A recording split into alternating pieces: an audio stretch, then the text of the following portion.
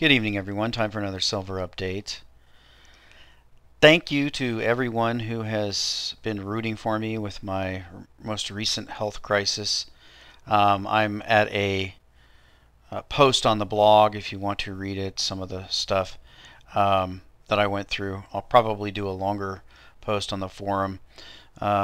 Basically, to summarize, I have high blood pressure and I dealt with some syncope episodes related to what they thought was heart problems, but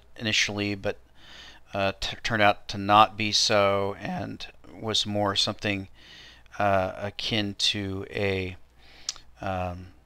pressure drop issue that came out on some tilt table testing, and it's all kind of complex stuff. But anyway, so I'm back home and I'm on my blood pressure medication, hoping to get off of that because I think that's probably a bad thing in the long run, and I definitely don't like the side effects. So I am pursuing the natural course here. I've dropped 15 pounds since I was admitted to the hospital, and I have about 30 maybe or so to go to get to my ideal body mass index weight, which I think if I do, I'll probably be lower my blood pressure to a normal level. I'm also on a juicing raw foods diet, which after studying a lot of things, you can see some of these links here I've done on some of the issues related to what I'd suffered. Hopefully with the juicing I'll be able to drop the weight and to keep the minerals and vitamins up and be able to get off the blood pressure medication. So a really big wake-up call for me.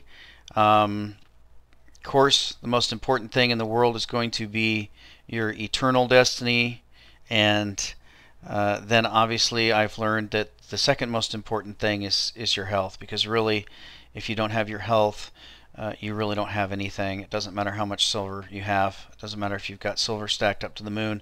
So someone else is going to end up spending it for you. So there's really no point in that. So number one is eternal state, number two is health, and then number three is financial state. And thanks again to all the people who are praying for me. I just really want to thank the Lord for pulling me through. I know that ultimately He's the one, and I give Him all the credit for that. Now over to the silver chart. This is the latest on the 1 hour provided by netdania.com. You can click on the link below, and you can see that we are still in kind of a rounding down pattern. I think my last video was it around the 19th? Yeah, I think it was the 19th. So after that we had this fairly decent drop off, about $20.25. Let's see, $31.75 down to $30.75. So about $1. It's tried to recover from that. You can see that the support or the resistance on that is roughly in here. So there's resistance, and it has failed. So we're still rounding down, looking to get a new low. And obviously for those who believe in the fundamentals of silver, and I've had a lot of critics come on my forum and blog lately talking about how I enticed people into silver at a high price. I have done some videos about back up the truck and things like that, where I was trying to point out a price that I thought would be a good stacking price. Usually I try to recommend drastic drops, very, very hard downdrafts, because in my experience, when silver drops a large percentage and then rallies on high volume, that's usually a good place to buy it. The other thing I found is that when the silver coins seem to become unavailable, or at least the collector's coins become very difficult to get and the sites start going down, that's also a good time to buy. So we may be getting one of those soon here. It looks like the test of 30. You can see a very sharp test of 30 and then a real snapback there. So we may be getting another one of these tests. We'll just have to wait and see. That could present some good opportunities to stack more silver. Now, as far as the silver, I went over to Provident this time just to take a look at the prices. I really haven't looked at the prices lately. And over here on Provident, I usually do them on all per page and then sort by price And this is actually foreign silver, so I'm just looking at some of the numismatics here. And you can see at the bottom of the list we've got our 2012 koala. That's your kind of ugly one that some people think. Right behind that you've got the half ounce. These are both half ounce 2011 koala. And then you got your half ounce 2012 dragon. That's the one that I bought recently. That's pretty much the same price. You can see though, pretty much the same price I got it for, but you can see down here that you can get it for as low as $21.86. So that's a pretty good price. But then again, this is a numismatic play. It's not even a semi-numismatic play, because you're talking good $10 above, $14 above spot. So, you know, you're throwing away an extra 10 if you're just trying to stack straight silver. So that's a gamble for people who like to gamble. As far as just the straight stacking of silver, here's your maples, 3270, 3240 for a random year. Kind of the semis, next would be your cougar and your moose. So those are 3360 and 3350. So those are kind of semi plays. We're talking about $3 above spot. Anything you get, whether it's eagles, philharmonics, maples, anything is going to be a certain amount above spot. You're never going to really get things right at spot unless you're maybe buying junk or you get a fantastic deal. So those are the decisions you have to make. Do you want to do a little semi-numi play? Do you want to go straight bullion, or do you want to make a numismatic gamble? That's all up to you. I'm not in the business of giving investment advice. I'm just trying to share with you what I'm thinking and seeing.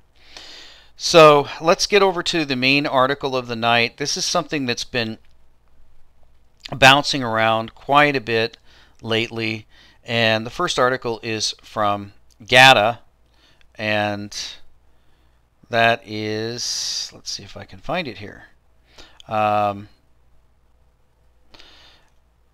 GATA, Chris Powell over at GATA put an article up about Yamashita's gold.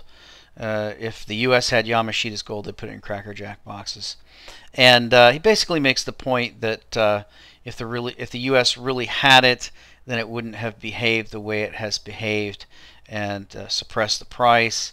And so I'm going to cover Chris's main point when I cover Bixweir, because Bixweir has a bit of a disagreement on that. So we'll just go over to what Bixweir says about it and read that briefly here. So Bix says, GATA just posted an article arguing that if Yamashita's gold story was true, then the U.S. would not be so desperate to suppress the price. Here's the posting.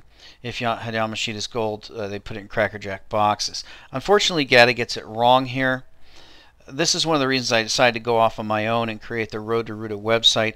Don't get me wrong, the work that GATA does is essential in our battle against the banksters, but to shut your eyes to the conspiracy side is to miss a large part of what's going on. But I get it. Chris and Bill have worked tirelessly to building credibility, and I understand why they try to stay away from the more controversial topics. That is why I went off on my own. From my research, I am more convinced that Yamashita's gold is real and has been used by the U.S. shadow government for years to fund their covert operations. All you have to do is read the exhaustive work of Sterling and Peggy Seagrave on the subject and you will understand. The book is called Gold Warriors, America's Secret Recovery of Yamashita's Gold, and it's a must-read for anybody who wants to understand what is going on behind the scenes of the mysterious gold market. The GATA posting talks about the documentation that supports their position, which is excellent, but for as much official documentation GATA has, the Seagraves have discovered 10 times more to back up Yamashita's gold story. This documentation ranges from U.S. government documents to Federal Reserve documents to grand jury testimony to U.S. congressional testimony and so on. There's also CDs of dozens scanned original documents supporting the Seagraves claim in the book. The end result from my analysis was that Yamashita's gold is 100% real. Kudos to Chris for pointing out that GATA is not the expert on the mysteries and conspiracies of the gold market, but there are experts out there for anyone who wants to do the research. So, and it lists Gold Warriors in the September 11th Commission report. Once you finally research the Yamashita's gold story, you'll come away with the same conclusion I did, that it is a true story and must be factored into the overall gold analysis. But that does not diminish the work of GATA or the fact that gold and silver are the best forms of money. They're far superior to quadrillions of paper and electronic monetary instruments being created that show no signs of production slowdowns. As a matter of fact, the GATA argument that if Yamashita's stories were true, then the U.S. would not go to the trouble of suppressing the price grossly underestimates the importance of gold price suppression. A better argument would be that the U.S. deems gold to be so important that they suppress the price in spite of all the Yamashita's gold available. In the end of the day, gold will continue to thrive even if they start putting gold coins on Cracker Jack boxes. May the road be the right road. So that's Bix's take on that. So the big question on Yamashita's gold is going to be, of course, is it real and who has it? Now, if you remember the article that I covered by Professor Fichetti, where he talked about the British opium wars that occurred over in China, and you remember the reason behind, I'm going to put up the gold chart while I talk about this, the reason behind the gold wars that occurred in China, the opium wars, and those were silver based, is because silver was the currency that China was using and was accumulating, was that basically the eastern spices and all the product that was being produced in China was highly desirable in the European continent, and so there had been many years of trade where the spice and all the other things, especially the Oriental pottery and things and all kinds of things made in the Orient, were traded with the European powers.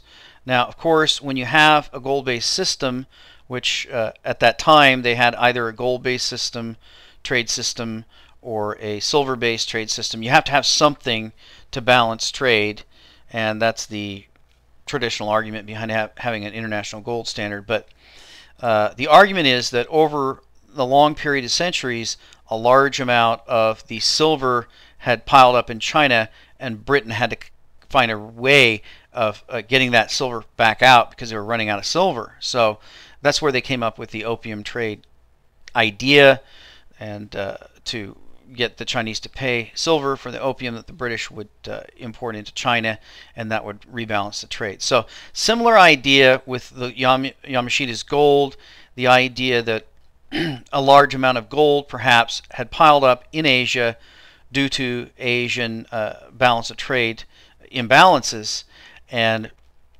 because of that, during World War II, the Japanese, who were on the other side, went in and seized all that, and they were in control of it. And then when the U.S. took over, they ended up in control of that gold. So it's a plausible argument, and I haven't read the book that Bix is talking about. I'll go ahead and do more research on it and read that book.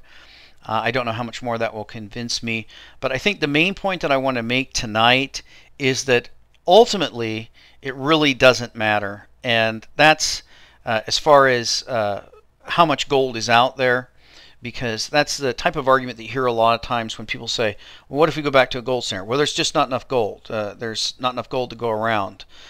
We have too much money and not enough gold.